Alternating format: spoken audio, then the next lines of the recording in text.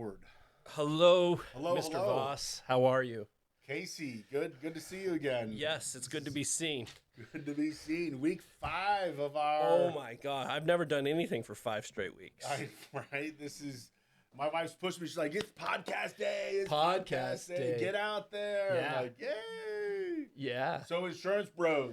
Woo! There we go. There we go. We got the new logo coming. We got a logo coming. Yeah. Yes, the new logo. I got to get a new banner for here. New banner. But we got new mics. New mics. Got to sit a little closer to the mic. Stepping up in the world. We're looking at some apparel to go with it. The kids call it merch. Merch. Yeah. We're going to get some merch. Yeah. Yeah. So let's talk about, I didn't really have anything in particular to talk about, but I think it would be good if we talked about maybe some of our background, what brought us to like this moment. Right. Like when we started doing insurance years ago. Yeah. Kind of like. What that looked like. You know, 'cause it's different for everybody. I've made a lot of mistakes. Yeah. It's definitely a learning lesson along the way. Jeez. So, well, tell us about your background and what that looked like. My background, I am from a construction family. Nice. Yes. So, my grandfather, my father, construction, commercial construction, residential, and then, when I was growing up, my father got into decorative concrete. So making big pillars and tabletops and pavers and stuff. And I kind of grew up in that. So we'd make these, mixes of concrete and then pour it and then shovel it and then pull these pieces. So in high school, I was, like 200 pounds of solid muscle. It was horrible. Mm-hmm. But it was great for football when that came around. Sure. And then, football, college football. And then, I came back home, took over the family concrete business for a few years. Me and my father had a disagreement along the way, and I, did a 180 into insurance. So it was, I had a friend pass, and then I, going through all that, and we all had a lot of money from, construction. Construction workers make money, and we buy stuff. I had stuff. Stupid stuff. Yeah, I had motorcycles and boats, and house and car, just random stuff. And then I saw that, what his wife went through after he passed and the kids selling everything off, moving away. I didn't really understand that, but eventually I figured it out. I'm like, well, I don't have any of that stuff in place. So I started looking into that. And then when me and my father had the falling out, I'm like, you know what? I'm going to go into insurance. Yeah. I'm going to figure that one out, because how hard can it be? That's a great story. What about your background, though? How'd you get into this? Oh, man. So I spent 15 years in tax and accounting. But before that, I did construction too. And I did concrete. I tied iron, dug a lot of holes, drywall, hung T-bar ceilings in hospitals. It was yucky work. In fact, there was at one point I was stuck in a basement at Glendale Hospital in California, Seventh-day Adventist Hospital.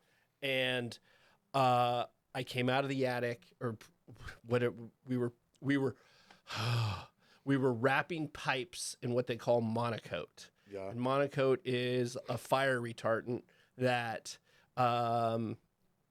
disables the fire from bending the beams, like how the World Trade Center fell. So we had to put HVAC systems in there and then go back through and hand pack this around the HVAC, and a guy had to come in and measure. It was horrible. And I remember coming out of the attic and saying, I'm going to go back to school. Yeah. Because I was done with that stuff. Done. And so I remember the day I sold all my concrete tools for $5 in like a Home Depot bucket. And the guy was super excited, but I was done. Yeah. And I did a lot of concrete too. And then so went back to school, found myself in tax and accounting, was doing domestic and international taxation. And I was traveling a lot. So I had clients all over the country. I had clients in Europe, which, I mean, I guess that's nice. kind of, You get to travel. Cool, yeah. Go to Europe. But here's where it sucks is like when you're married, trying to have a family, all of that kind of stuff. That's not really conducive. No. So back in, let's see, 2017, I said, I'm going to keep it local. And tax and accounting translated well to insurance. Yeah. Same type same kind of attitude, I guess you could say. Finance. And I started working with a big outfit out of Phoenix. And when COVID hit, they let me go. That was June 9th, 2020. Oh, wow. And Prosperity North was born June 10th, 2020. So that's how I found myself out on my own. Yeah. Feet to the fire. It's a tough one. Against the wall. You know, back when I started at New York Life in 2012, and I was dead broke at that point. Yeah. And starting over, dead broke, starting over, figuring life out, getting into insurance, commission only, which was crazy, but you do what you got to do. I had my little girl was, I don't know, younger then. Yeah. I can't do the math, but trying to figure that out and live and just get out there and hustle and New York Life was good. They had management and their trainers, and so I try to train people now for my agents and stuff, but back then it was like they're hitting us with a different idea every day in hopes that an idea sticks, and then they're just sending us out in the world and just getting out there. Yeah. I mean, how was it like for you? So when I started, I was with a large firm, and they were going after large clients, and that's all they wanted. You had to have like 5 million annually in revenue. You had to have 100+ employees. Otherwise, they didn't want to touch it. Yeah. And so here's me coming into a world of where I'm supposed to be now hobnobbing with potentially like Fortune 500 CFOs and CEOs. You got that. And it just didn't translate. You gotta watch the movie Boiler Room. Well, yeah. The scene where it says "act as if." Look that one up. Well, so there was a lot of tough lessons, and I got kicked out of a lot of places. I got hung up on. But here's what I will say: it set me up for everything that I'm doing now in my own business. Right. I mean, and if you can translate that well, then I think that I would never have a corporate job again. I would never work for anybody else except myself. I might take on a partner. I would love to take on agents and share with what I've learned over the past, I don't know, let's call it 20 years. It's nice to be able to share what you learned along the way. I do have a boss, just, everyone knows Vossen, the boss at the funeral home. So I do work for somebody still. I tried to get out of that, but that didn't happen. Yeah. Yeah. But it's nice going through, all that New York Life training where they're like, there's networking events going on every day. Get out there and meet people. Meet 5 people every day. Call 10 people every day. Send 10 emails every day. And try to get 2 appointments for some time in the future every day. If you do those things consistently, and the whole thing, the underlining thing that I didn't realize back then was the word consistency. Sure. If you do those things, you're going to be okay. And I did those things, and I was okay until I wasn't okay. But then you learn along the way, the ups and downs. So now that I'm in the managerial position, I can help new agents come in and, kind of bypass some of the harder times. Sure. But, everyone has to realize that if you give too much, then people, don't appreciate. I have a story about that, but I'm going to save it because you never know who's watching. So, but what I will say is that I think, I think it's okay to make mistakes. It is okay, and definitely to learn from it. As a dad, and you're a dad, you see your kid do something stupid, and sometimes you just got to be like, okay, here, let's see how this turns out for you. Right. But I will say. That knowledge and passing it on, that is a driving desire for me. I think I spend a lot of times sharing that information with my clients, maybe a little too much. Right. But really my philosophy is I want to teach my clients as much as so that they fully understand it and explain it to someone else. I mean, if they know as much as we do, then they can make an informed decision for themselves, but then at the same time, they can help their friend that's asking those questions, so it's education, it's helping, it's answering those questions when they come up. I will say this, because for a long time, whether I was selling copiers or whether I was selling software in the tax world or, whatever I was doing, I made a tremendous amount of cold calls. That was like in-person cold calls, phone calls, emails. And, you look at that process and there's definitely a hierarchy of like what is going to get you the results, right? Email's the easiest thing. I probably, as a business owner, get 15 emails a day of someone like, let me tell you a story. Yeah. Honestly, I don't care. I don't want to hear the story. So lazy. A phone call, I think, is great, but that in person makes all the difference in the world. Yeah. The thing is, I think if you take care of your clients, really, really take care of them, and have that attitude of I'm gonna show you enough to where you're never gonna question, one, me, right, or two, this policy and whether it's gonna cover you and your needs and all of that. Right. Then they become your team. Right. In the 4 years that I've had Prosperity North, I've yet to make an outbound phone call that is cold. It's been a few years since I made an outbound cold call. Yeah. Yeah. Where I had a list and a script. I mean, could I do that? Sure. Yeah. Would it help a lot? Oh yeah, absolutely. Yeah. Is the return good enough? I don't know. If we were the Wolf of Wall Street making, or even the Boiler Room making 700 calls a day, yes, the numbers wise, you can make money from it. If you make at least that many calls every day, because how long does a call really take? A couple seconds. So you can hammer out like 500-600 calls in no time. But and you know what? And maybe that's what one person, maybe that works for somebody, but it doesn't work for everybody. I will say this, that my average day of sales, I am more maybe because I'm like old and fat now, but my average day of sales, I'm probably more tired than I ever was working construction. I mean, just that amount of energy that you push out. So I got a theory behind that one as well. I would love to hear that.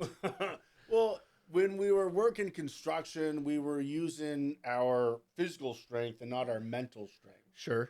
So at the end of the day, mentally we weren't tired. Physically we were, but mentally we weren't. So we could keep going a little bit further. On the business side, insurance side, you're sitting at a desk. You're using your brain all day long, and you're mentally exhausted by the end of the day. Physically you're not, because you haven't really done anything, but mentally you are. And when you're mentally whipped, you're done. Yeah. No, I understand that. It's a tough one. But at the end of the day, now it's like, with everything I do on the computer and helping people and just working in different areas and trying to keep everything moving forward, and then training the agents and making sure that they're not falling into the same bad pit holes that I did. I am whipped. Talk to me about how you're working with your agents, because I'm in a situation right now with Prosperity North to where my main concentration is absolutely commercial insurance. Commercial insurance in the assisted living world.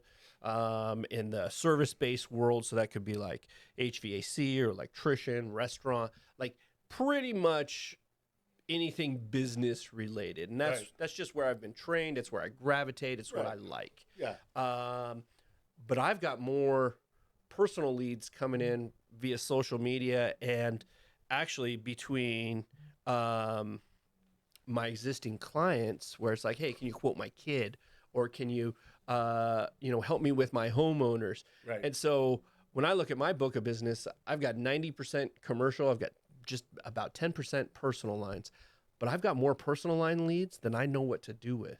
Right. I wish at this point I could find a dedicated personal lines person that said, I will take this from you because I will keep them busy. Well, right. Yeah. Absolutely. So that's what I need right now. I need a personal lines guy who's going to be dedicated to selling home, auto, even life, in a personal capacity. Right. I would absolutely set someone up for success on that. Yeah, absolutely.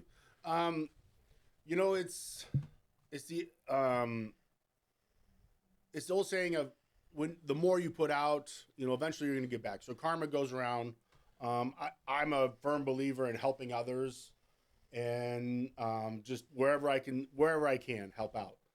And you grow a network and people that you help, and then you start getting referrals back. Maybe not for what you were putting out, but you're gonna get something back for what you do. So now, so let's take a step back. Okay, step back. So, talk about your recruiting process, like for a new agent, but then talk about what makes a good agent. Right. So I was getting.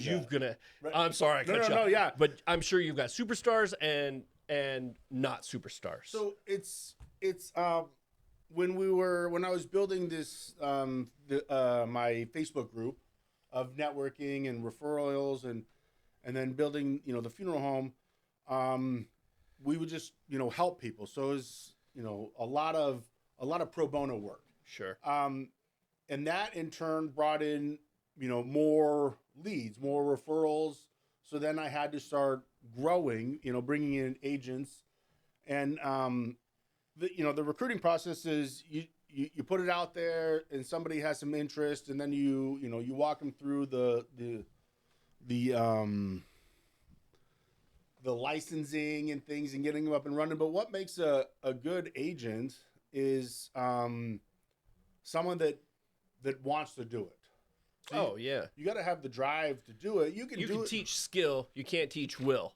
Right. Yes. I mean, you can do this part-time, full-time, whatever you want to do. But you got to want to do it. You got to have some passion for whatever you're doing. And go out there and just let people know that, hey, this is what I do. But at the same time, what do they need help with? If you're going to help somebody, they're going to return the favor in the long run. Sure. So what makes a good agent is getting out there and helping people and not expecting to get everything back, but then eventually getting everything back.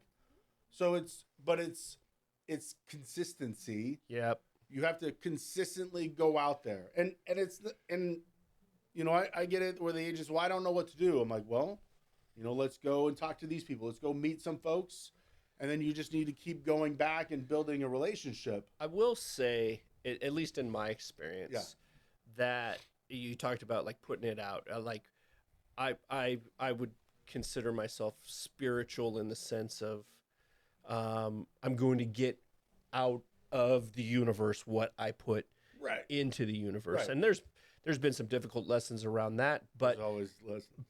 But when you're in that giving mentality, and if you're truly in it, then you don't expect anything to come back because it just does. It just does. It just does. And it might not come back from the person you helped, but it might come back from someone else that saw what you did. Absolutely. And they want to work with you because they respect you. Yep. So it's just helping out wherever you can, whatever you can. I mean, on the Medicare side,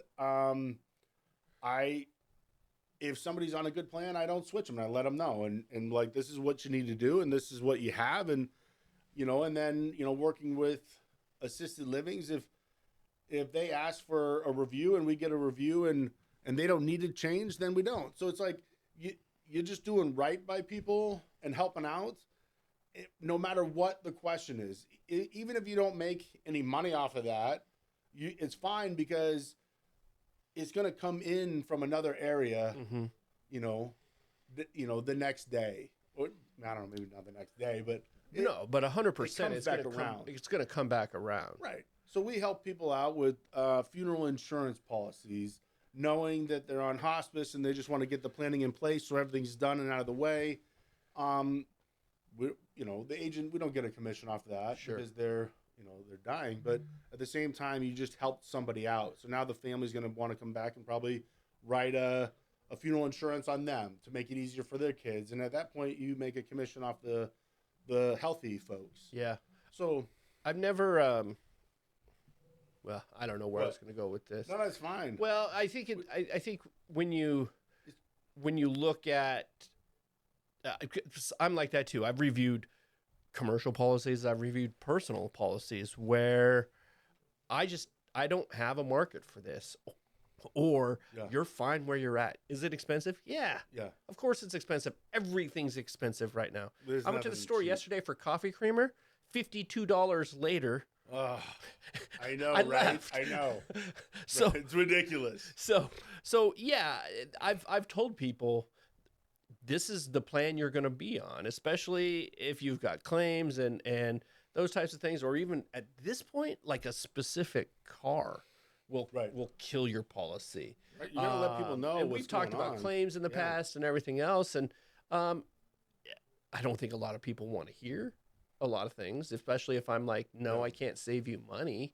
But I'd much rather do the right thing than try to ever force that square peg round hole. Right.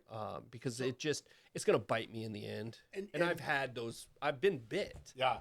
And you know what, that right there is what you bring to new agents coming in.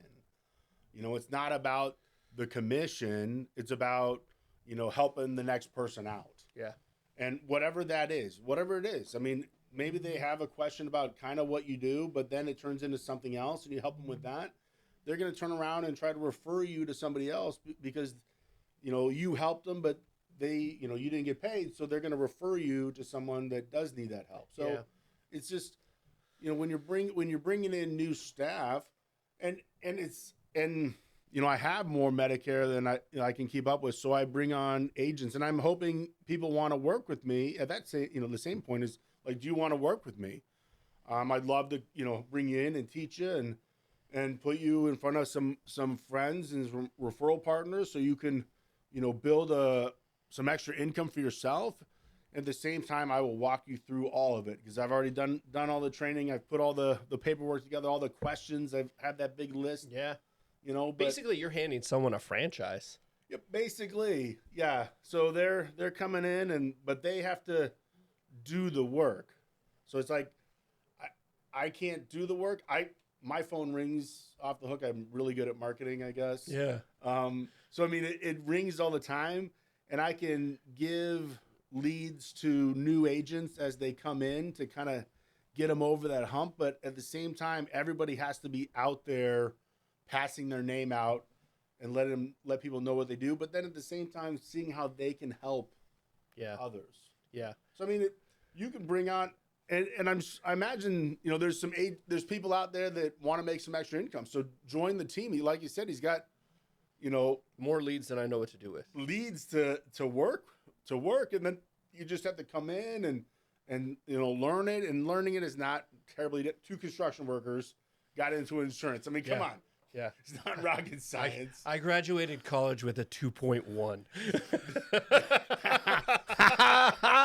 That's actually better than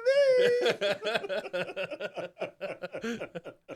I was lucky I graduated college. Let's just put it that way. My mom said, congratulations on your degree in waiting tables. And I said, thank you, Mom. I appreciate that. Yes. Football paid for my school, which was great. I studied like a madman, but I don't think I got over 2 in my GPA. But D's get degrees. Man, you know what? Well, another thing my mom said, if you show up, you'll get a C. And so I wish that I happened. just showed up. I showed up every day and I didn't get a C. But there wasn't an F, so that's a. So Voss, is it safe to say that you are actively hiring? And it's a continual process. Yeah, actively hiring. Yes. Always looking for more people to help. More people to help. Agents people that want to come on. People, if you have your insurance license, come on over. Doesn't matter what it is. We can help you out. Between the two of us, we have life and health and P&C covered. So that's pretty much it. Yeah. I think that there's probably let's call it like 4 or 5 major lines that someone could specialize in and really make a shit ton of money. Oh yeah. You got your Medicare.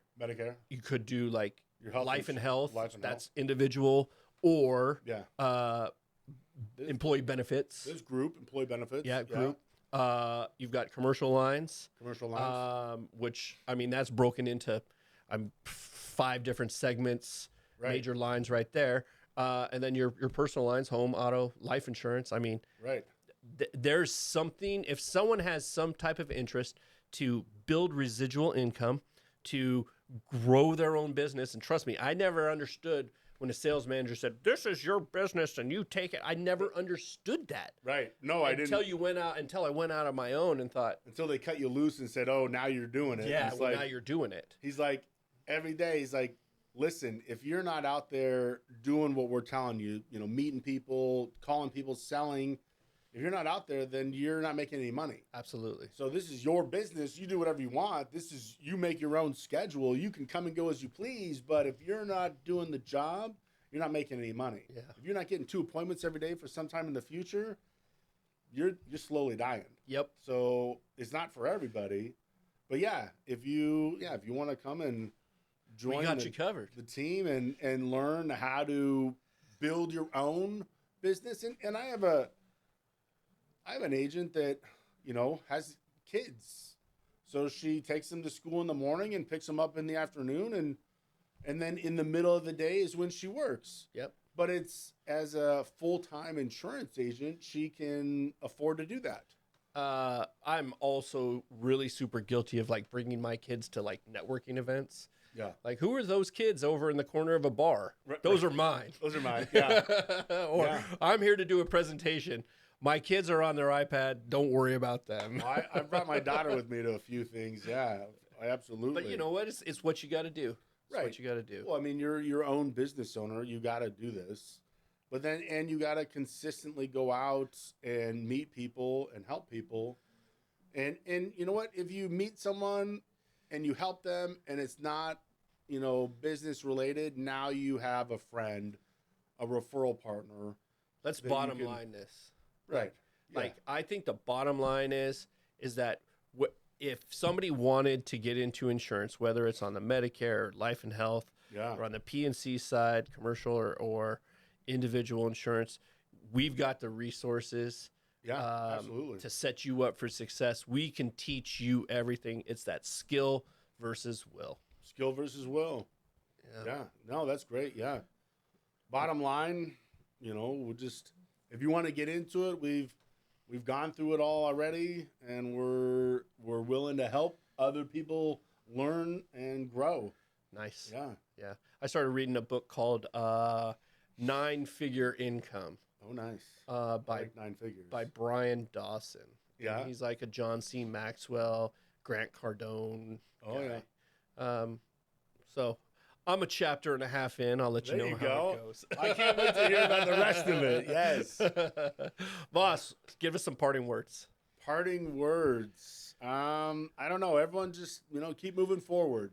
Consistency is the word of the day. Consistency. Yeah, whatever you're doing, just keep doing it, and eventually it'll work out. Awesome. So, yeah. Thank you, insurance brother. Thank you. It. Oh, we got to do that. There we go. Yes. Thanks for joining us. Appreciate it. All right, everybody. Thank you. It's been a great day, and we'll see you next week.